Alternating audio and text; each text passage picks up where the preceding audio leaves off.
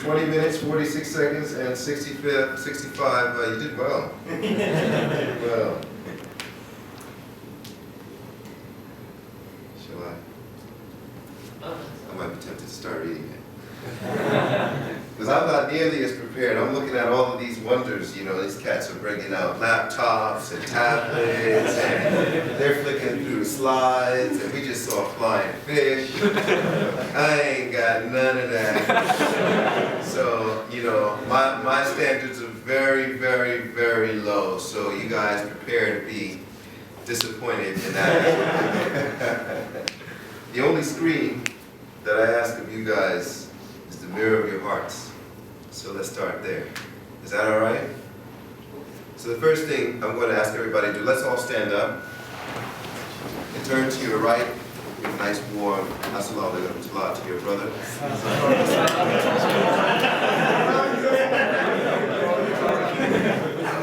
Turn to your left. Assalamu alaikum to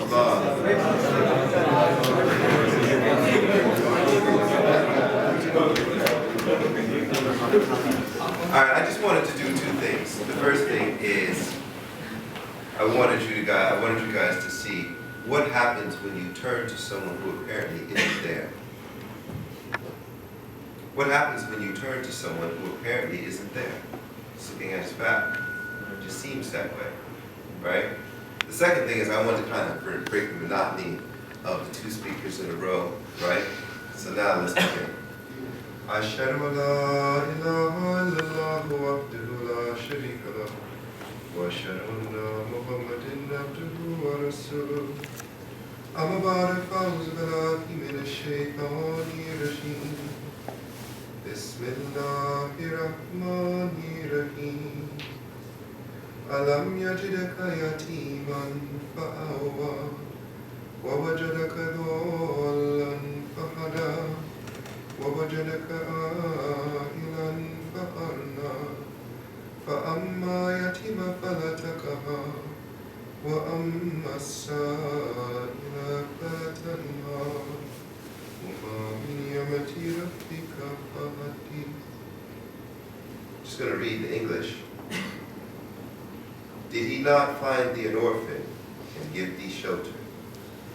And he found thee wandering in search for him, and guided thee unto himself. So the orphan oppress not, and him who seeks thy help chide not, and the bounty of your Lord proclaim. So here we are. This is the intro to the whole concept of the treasures of Ahmadiyya. So where does that all come in, right? I'm in a room full of born Ahmadis for the most part, from one perspective, but from another perspective, I'm in a room full of converts mostly. You know, the whole idea is, imagine for a second that the house where you grew up in, you had a lady next door, very kind, you guys had a good relationship, right? Maybe whenever she ran out of sugar, she came over and asked you for some sugar, so you gave her some sugar, or maybe she needed help with groceries, right? What kind of relationship do you have? Do you have a good, working, neighborly relationship, or are you guys married? Don't all answer at once. It's pretty obvious, right? You've got a neighborly relationship. And the rights that you guys have over each other is that which falls within the sphere of being good neighbors. But you have no legal obligations toward your neighbor, do you? Not really. You guys have a very friendly, good relationship. That's about it. Being born into any particular faith or system of thought is just like that. Your neighbors, at best. It's nothing more. So I'm no different than you, except in one thing. I made a conscious decision that I would subscribe to this particular system of thought, and that I would bind myself in the system that we call the bayat, the oath of allegiance. That's my marriage certificate. That's my rishtanada form. Can you dig it? And so now, come rain, come shine, and the fruit that we will produce will be good deeds. This is the relationship that I have. This is why in the Holy Quran, the believers are likened unto the followers of a prophet. They are likened as wives. This is why Allah gives you the example of Lot and his wife, how she turned away and she was destroyed. He also gives you, Allah subhanahu wa ta'ala gives you the example of Pharaoh and Pharaoh's wife, who was a believer in Hazrat Musa alayhi salatu wasalam. So here we are, a room full of converts, inshallah, meaning that we hope to make a conscious decision. Well then why should you? For the beneficence. And this is what Allah draws our attention to. He says, didn't He find you an orphan and give you shelter? Give you protection? He gave you Noah's Ark and Jamia Ahmadiyya. Because you could have been outside, one of many killings, disease, alcohol-related, drug-related. There's 1,000,001 shayateen waiting for you outside, rubbing their hands together, saying, are there any more? So this is what the Holy Quran is speaking of when Allah says He turned towards hell. He says, is there any room? And hell's response is there any more? Right? And so all of the world is lining up. Instead of lining up to get on the ark with the deluge coming. So Allah is now coming to you and He's saying, didn't I approach you? Didn't I find you an orphan, cut off from everybody and give you shelter? Right? Didn't I find you in the same manner that we found Noah's son and said, come on board the ark. There is no shelter for no one this day. Right now outside of Jamia, there is no shelter for no one this day. When you see them tomorrow at work or in school and you say, man, how's your weekend? He's so outrageous that his only boast about his weekend is how he completely was bereft of his senses and maybe got into a fight or got beat up. This is a great weekend for him. And in the meantime, Allah is so beneficent. He says, did we find you an orphan and give you shelter? Which of the two favors of your Lord would you deny? The Holy Prophet ﷺ said, the way of life is the way of life of the hereafter. Right? So which of these would you deny? Anyway, I mentioned that to you because these past couple of weeks, it's coming up, I've been in this country for a year and a half. And for some odd reason, I've got this flashback that keeps coming to my mind somewhere around the year 2000. This is 3 or 4 years before I discovered Ahmadiyya. And I remember my marriage had just broke down. My wife, she packed up everything and split. She even took the bed. That was a drag. But since I was a Muslim, there was no carpet on the floor. So, this is the Bronx. So there's like hardwood floors. I mean, even the roaches complain. But anyway, here I am stretched out, right? And I've got my alcohol and I've got my mattresses in a little ashtray. And I'm sitting there looking up. Some of you might find this shocking. The reason why I'm sharing this with you is because how dramatically different my life is today. It's like day and night. It's like heaven and hell. Some of you actually are tempted every now and then because the psycho-idolaters are telling you what a great time they're having on Mondays while you're at school or while you're at work. They're telling you that they went to this pub and they went to that pub. And in the meantime, here I am, an inmate of heaven, along with possibly some of the inmates of hell, 2 completely different lifestyles and sweetness of faith in the same room, and we both have 2 completely different experiences, right? So here He is calling you to the fire, and here I am calling you to heaven. So here I am stretched out, right? There's no furniture in the entire spot except for a comforter, which I'm laying on, by the way, and a sheet. And thinking to myself, what am I going to do now? That's in my mind like yesterday. What am I going to do now? Well, I've got an ashtray and a bottle next to me, which gives me some idea. And it's going to be the same as the day before that, and the day before that. But I had no idea where my life was going to go after that. And I figured, well, I'll just take it one bottle or one spliff at a time, right? Just to take my mind off it. But I actually have no idea. The only thing that was on my mind is, well, I gotta make some money and that'll fix this. But it didn't fix it. It never fixes it. Except for maybe death. But then what does that solve? What happens if there's something after this?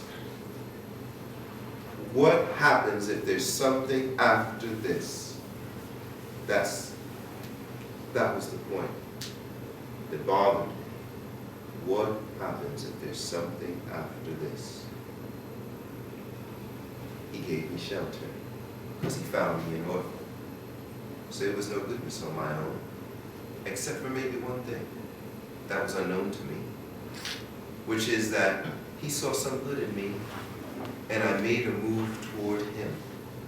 You know what? I gotta do something different. I gotta start reading again. You know what? I gotta start praying again. I'll just do those two. Not any particular religion. Christianity just gave me the creeps, this whole thing about man and, you know, God with a hole in his hand. That's what I grew up with, but I thought that was a little outside. I mean, if God has a hole in his hand, he's coming, he needs to give me some water. That's not going to work out for me. I don't know, it just doesn't seem very promising to me. So this is what I had in my mind. So let me first take that first step. Let me get to know God. I'll still continue to do what I'm doing because that's all I know. But I took the first step. See? So here you are in the ark. But you don't realize that the guy who's calling you into the fire is Noah's son. And you remember what Noah told his son. He said, come on board the ark. He said, no, I'm gonna go to this mountain and everything's gonna be all right. He said, there is no shelter for any man this day. I'm telling you right now, there is no shelter for any man this day. So here you are. You're under the mistaken impression that because you're neighbors with this fox, that everything is cool. But you know, ain't no dating in Islam. You gotta marry her, right? So that means you got to sit down with the babe, try to figure her out. Is she gonna be a good match? In order to figure that out, first you have to have an understanding of yourself. And you have to have an understanding of the favors that Allah has given to you. And this is what I did. This is what enabled me to sacrifice, which I didn't see as a sacrifice. I saw it as being grateful for the favors that Allah had given me. And I took one small step at a time. Let me see what the story is with all of these different faiths. But the object I was looking for was God. That's what I was looking for. It was God that found me an orphan and gave me shelter. It was him who found me broke, penniless, stretched out with the roaches in the Bronx apartment, looking for shelter, and he gave me shelter. Can you imagine? I'm the same guy who was in a Bronx flat, stretched out, and now I'm living in another country along with the Khalifa of the time. There are people who have lived and died waiting for this time. I ain't got no drug or alcohol problems. Definitely ain't got no marital problems. Got some money in my pocket that I gave up a lot of those dramas, matter of fact, which I'm happily parting with to pay my receipt. And Allah just opens up favors after favors. Even before I moved here, I've traveled to so many countries and had people that I didn't even know waiting for me at the airport, taking me to their homes. What a shock. I haven't thought about that in 10 years, but for some reason, this past couple of months, that moment of laying on the ground in my bedroom, completely empty, with that bottle and that ashtray next to me, thinking, Dad, what am I going to do now? It's crystal in my mind. Allah reminds us of his favors, and that he tells us what I'm trying to do here. So for all of those other orphans, don't oppress them, don't make their lives difficult. In fact, help them. As-salamu alaykum. Pray for them. and tell the people about the bounties that I've bestowed upon you. One of those bounties, our dear brother Tahir just got finished telling you about. I could not have done that unless I reached out to Allah and said, if you are true, help me understand. Don't let me be a hypocrite. This is what I did after signing by it, and I was walking down the street and I was thinking to myself, well, hold on here, this man claimed to be the Messiah. My grandmother was a preacher for 40 years, so I'm well versed in the Christian scriptures. I mean, this is a big coming, the second coming of Jesus. What if he's false? But then I was faced with the whole idea. I got my name Hamza by the Arabs because once I became a Sunni Muslim, which only lasted for about 2 or 3 months, I used to run around debating people. So the Jehovah's Witnesses that I used to duck on my way to the office, now here I was, excuse me sir, do you have a few seconds to talk about Jesus? No, I ain't got the, well maybe a few minutes won't hurt, you know. So now here it is. I'm now entertaining the idea that this man would have been an imposter, and that bothered me. How is it that I'm using his teachings to prove how true Islam and Ahmadiyyat was, whereas in my heart I'm beginning to entertain the thought that maybe he might not have been true. And so spontaneous, oh Allah, if this man was true, please make it clear to me, help me understand. Don't let me be a hypocrite. That very night, when I got home and I laid down, I had just closed my eyes, and it was like the sound of a plane that when it flies really close, you know, it's like this roaring sound, you know, like it's right over your house. And it said, number 1, preach, there is none worthy of worship save Allah. Number 2, preach, there is none worthy of worship save Allah. You guys know what a tuning fork is? You know, you get at the edge of a thing and it ding, and it begins to vibrate. This is what my heart, my soul felt like. It felt like my entire existence was like a tuning fork. I was neither dead nor alive. Whatever this voice was, it had the power to just simply will me into non-existence. It was so powerful, and it just kept repeating that I remember just laying there thinking to myself, am I dead, am I alive, am I dead or I'm alive? You know? And then when I got the courage to open up my eyes and I realized I was still looking at that same jive stereo that I had across the street, well, you know, I guess I'm alive. I thought to myself, what on earth was that? But then after that, all of these dreams kept recurring, and I met the Holy Prophet and the Promised Messiah, and I started to read more, and all of those things convinced me that this is absolutely the truth. And outside of this community, which I knew too well, was only my destruction. This is what I propose to you today. This is the life. Everything that came out of it, whatever the sacrifice was, wasn't really a sacrifice. I'm just doing what makes me feel good, because it makes sense. I'll end on a story that the Promised Messiah told. It's an old Sufi story, actually, that he recited. He said that there was once a gathering, and there were 2 speakers. One was a very well-known scholar who came from a long family of scholars. And one was a poor dervish who had a very good relationship with God. And so Allah spoke to him. So the scholar got up first, and he went into this long-winded thing, and the people fell asleep. Almost like this brother here, but he's a little bit more awake, it looks like. But the people, for the most part, were asleep, completely out, right? And so he sat down, satisfied with his work. So the dervish, the friend of God, stood up, and he delivered his speech. And the people were in tears. They were all repenting and crying and seeking forgiveness from Allah, right? Allah conveyed to that friend of his the condition of this scholar. Because the scholar, as he's sitting there, he's beginning to entertain thoughts. Who's this guy? I spoke to the people, I didn't get this reaction. And this guy, he's a nobody, he comes from nothing. So this friend of Allah begins to tell this story. This story? It's brilliant. He said water and oil had a debate one day. And water says, listen, obviously I'm the most plugged in one. I'm the best one. I'm going to Brooklynize this story, so forgive me. He says, water, I myself am water, and I'm the most plugged in. Listen, people use me to clean themselves, they perform their ablutions, they need me to survive. Clearly I'm the superior of us two, right? So this is the born, whatever he is, Muslim, Christian, whatever, right? Comes from money, rich guy, poor guy. So oil says, yes, this is very true, I mean, there's no doubt that people need water to survive. There's no doubt that they use them for their ablutions. We all know this. They clean themselves. I mean, without water, where would we be? Obviously, this is the case. But Allah loves me better for one reason.